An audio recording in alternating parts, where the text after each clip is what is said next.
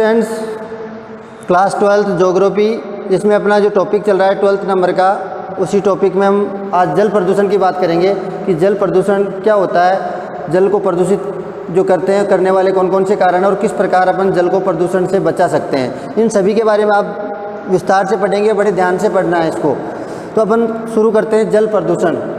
तो जल प्रदूषण के बारे में अपन शुरू से पहले बात की कि जो अपना जो जल होता है, उस जल में जो शुद्ध जल होता है, उस जल में ऐसे कुछ तत्व मिल जाते हैं जो उसको क्या कर देते हैं, प्रदूषित कर देते हैं, उसके भौतिक और रासायनिक गुणों में परिवर्तन कर देते हैं। भौतिक और रासायनिक यानी जो अपन यूज लेते हैं, वो यूज नहीं लेकर के हम हमारे लिए क्या होता है, वो नुकसानदायक हो जाता है। तो ऐसे जल को अपन क्या कहते हैं, प्रदूषित जल कहते हैं। तो उसी प्रदूषित जल की परिभाषा क्या होती है, उनको अपन ध्यान से देखते हैं। तो जल प्रदूषण देखेंगे सबसे पहले कि जल के भौतिक और रासायनिक गुणों में होने वाले अवांछित परिवर्तन, अवांछित यानी ऐसे परिवर्तन जिसके बारे में अपन सोच भी नहीं सकते, ऐसे परिवर्तन होते हैं उसके अंदर।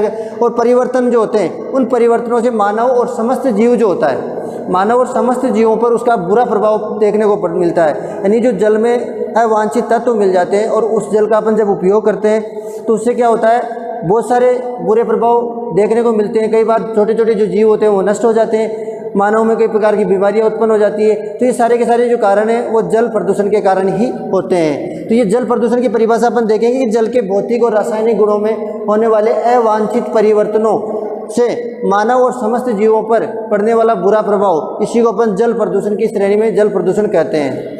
नेक्स्ट अपन देखते हैं जल प्रदूषण। एक सिंपल लैंग्वेज में, सरल शब्दों में अगर अपन कहना चाहें कि जल प्रदूषण से हमारा अभिप्राय जल में होने वाले अवांछित परिवर्तन को हम जल प्रदूषण कहते हैं। जल में होने वाले अवांछित से हमारा अभिप्राय जिसकी हम कल्पना नहीं कर सकते, जिसकी हमारी इच्छा नहीं होती है। यानी दूषित जल को हम उपयोग में तो लेते नहीं। तो जल में होने वाले अवांछित परिवर्तन, अब उसमें परिवर्तन चाहे रासायनिक हो चाहे भौतिक हो, किसी भी प्रकार का परिवर्तन होता है जिससे मानव के ऊपर बुरा प्रभाव पड़ता है, तो वो जल प्रदूषण कहलाता है। नेक्स्ट अपन देखते हैं, प्रदूषित जल में बहुत सारे पदार्थों की मात्रा होती है और ये जो प्रदूषित जल में विषाक्त पदार्थों के साथ साथ कई प्रकार की बीमारियों के जीवाणु और विषाणु भी उसमें बढ़ जाते हैं। यानी जो शुद्ध जल होता है, शुद्ध उस जल में अनेक प्रकार के विषाणु और जीवाणु जो है वो पनप जाते हैं गंदगी के कारण।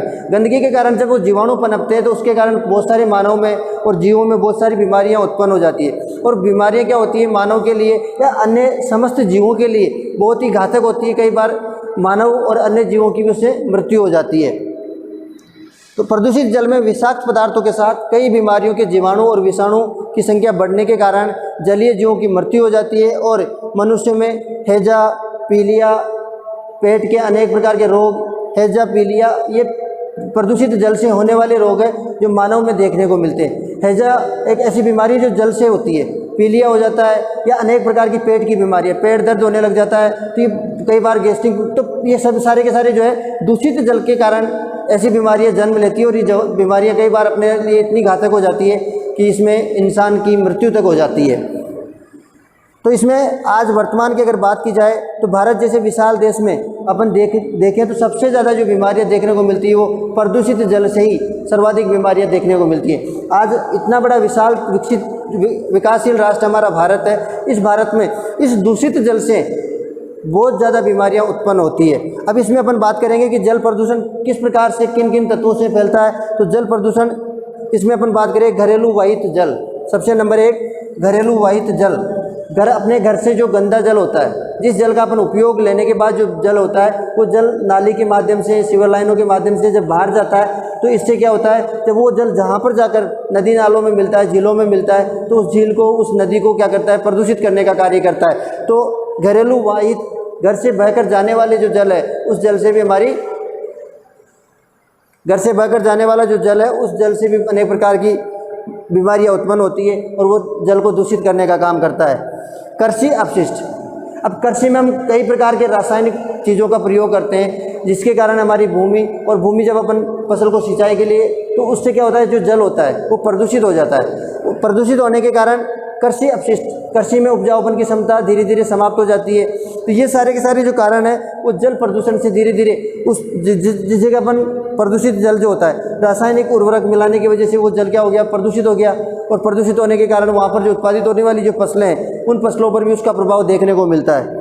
औद्योगिकरण, औद्योगिक अपशिष्ट ये होता है, बहुत सारे हमारे नगरों में, शहरों में बहुत सारे औद्योगिक उद्योग संचालित होते हैं। उन उद्योगों में जल की आवश्यकता होती है, लेकिन उस उद्योगों से क्या है, बहुत सारा जो जल है, वेस्टेज जल जो होता है, वो अपशिष्ट के रूप में वहाँ से फैक्ट्रियों से बाहर निकलता है और बाहर निकल के नदी नालों के माध्यम से वो नदियों में जाकर मिल जाता है, जिससे हमारी आज नदियाँ और झीलें लगातार विषाक्त जहरीले रूप में परिवर्तित होती जा रही है। तो अब अपने को क्या करना चाहिए कि ऐसे औद्योगिक जो अपशिष्ट होते हैं, उन औद्योगिक क्षेत्रों से निकलने वाले जल को वहीं पर उसका भंडारण किया जाए और भंडारण करके पुनर्निस्तारण उसका दोबारा से संशोधित करके, शुद्धिकरण करके उस जल को पुनः उपयोग में लिया जाए, तब जाकर इसमें कुछ बेनिफिट या फ़ायदे हो सकते हैं। वायुमंडलीय कण, कई बार हमारे वायुमंडल में बहुत सारी प्राकृतिक ऐसी क्रियाएं होती है जिसके कारण क्या होता है, वायुमंडल में बहुत सारे मिट्टी के कण या अन्य गैसों के कण प्रदूषित रूप में रहते हैं, और जब वहाँ से बारिश होती है तो बारिश के माध्यम से वो कण जो है बारिश में घुल मिलकर नीचे धरातल पर पहुँचते हैं और वो हमारे लिए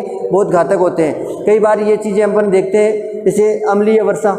तो अम्लीय वर्षा जो होती है उसका सबसे बड़ा मेन कारण यही माना जाता है कि वायुमंडल में उपस्थित जो तत्व होते हैं वो जल से क्रिया करके बहुत सारी गैसें जो होती है वो जल में मिलकर जब धरातल पर पहुंचती है तो धरातल पर उपस्थित जीवों के लिए वो बहुत ही हानिकारक हो जाती है। नेक्स्ट अपन बात करें तापीय दूषित जल।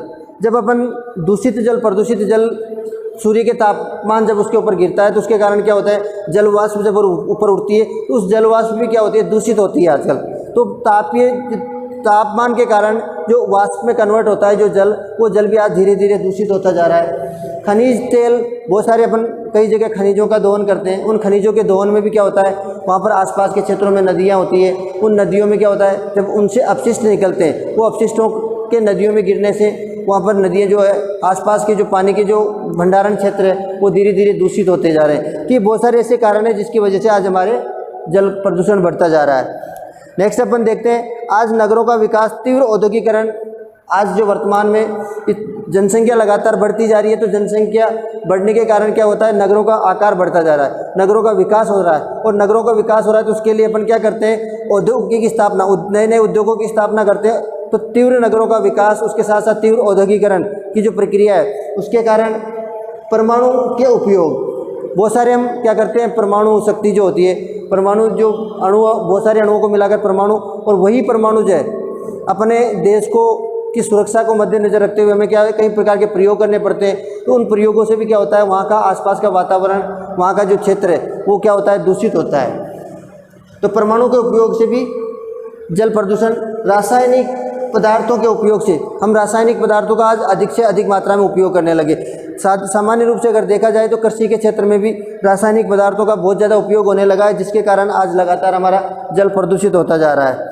इन सभी कारणों से आज हमारी नदियाँ और झीलें इतनी ज़्यादा प्रदूषित हो चुकी है कि उनका जो जल है वो हमारे उपयोग योग्य नहीं रहा है। आज हम उसके जल को बिल्कुल उपयोग में नहीं ले सकते, इस कंडीशन में पहुँच चुका है। और यदि मजबूरीवश अगर कई क्षेत्र में निवास करने वाले लोग उस जल का उपयोग करते हैं तो उनमें हैजा, टाइफाइड, पेट के रोग, पीलिया जैसी बीमारियां उत्पन्न हो जाती है।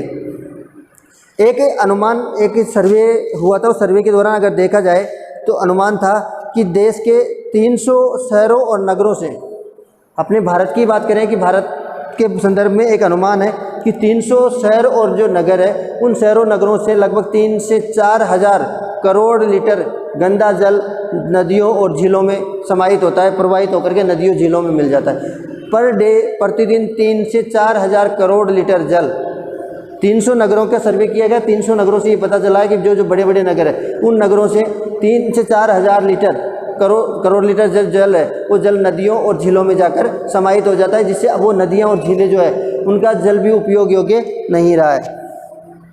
इस कारण नदियों का जो प्रदूषण का जो स्तर है वो लगातार बढ़ता जा रहा है।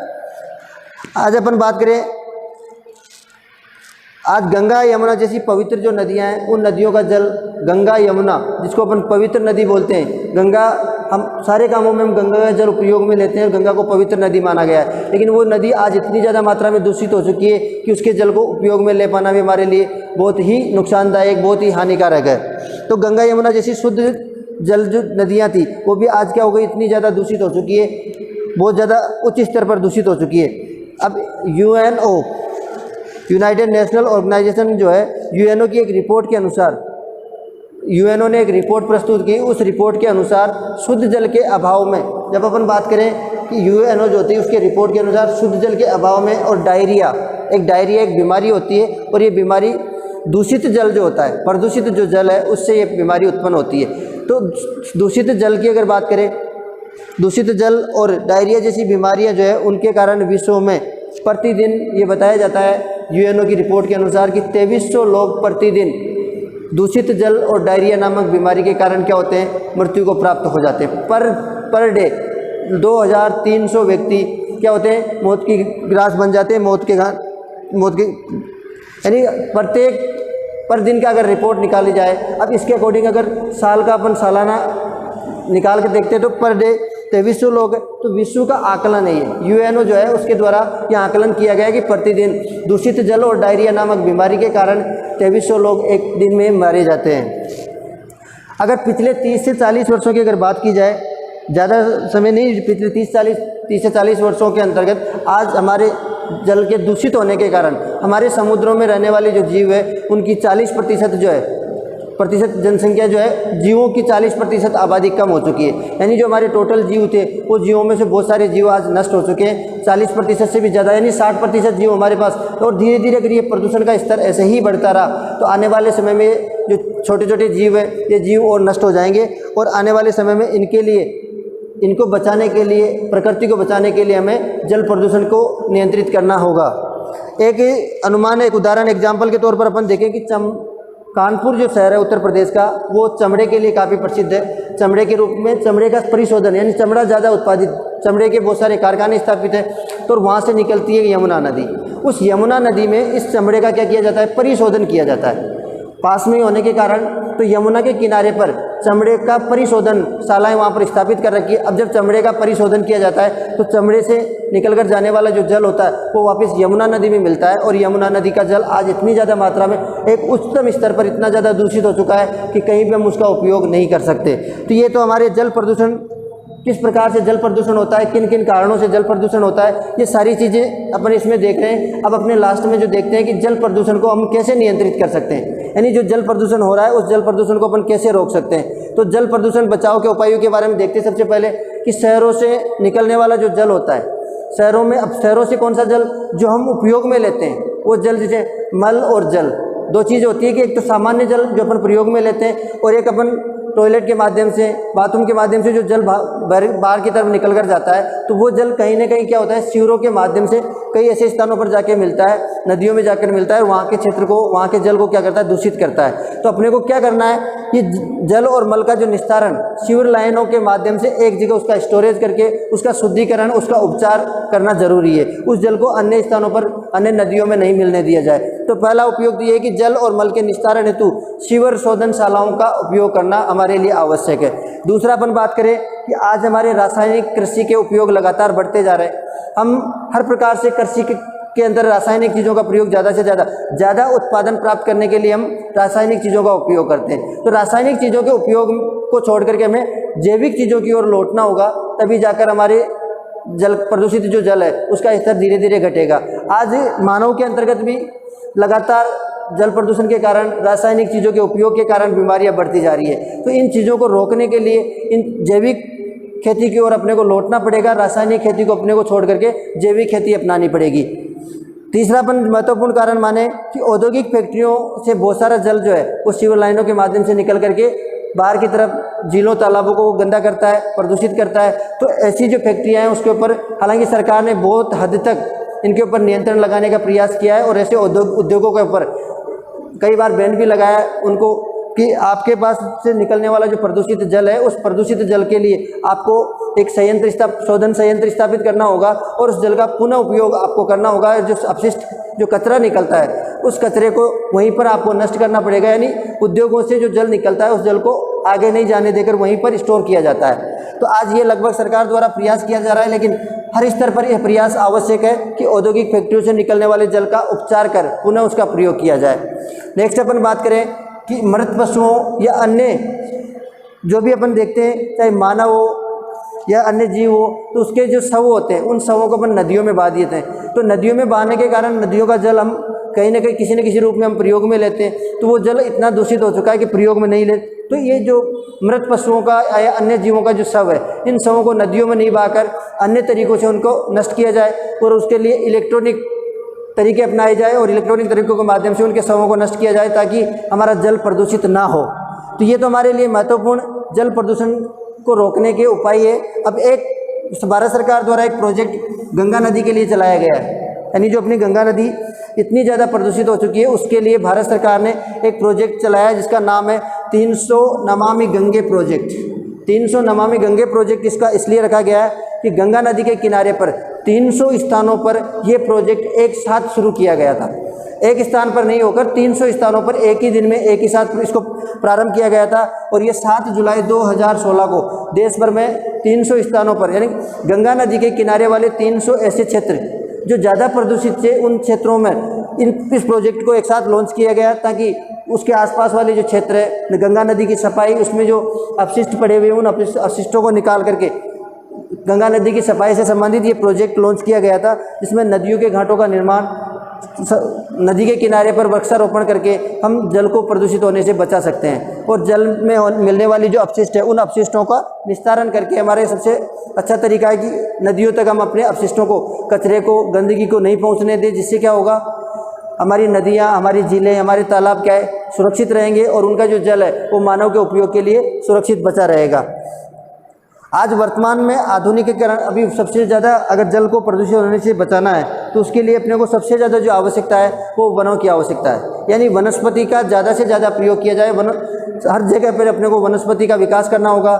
हर व्यक्ति को ये जिम्मेदारी अपने स्तर पर लेनी होगी कि प्रत्येक व्यक्ति को कम से कम एक वृक्ष लगाकर उसका पालन पोषण करें ताकि आने वाले भविष्य में हमारे लिए प्राकृतिक रूप से जल प्रदूषण या और वायु प्रदूषण जैसे जो समस्याएं बनी हुई है मानव के लिए वो दूर हो सके।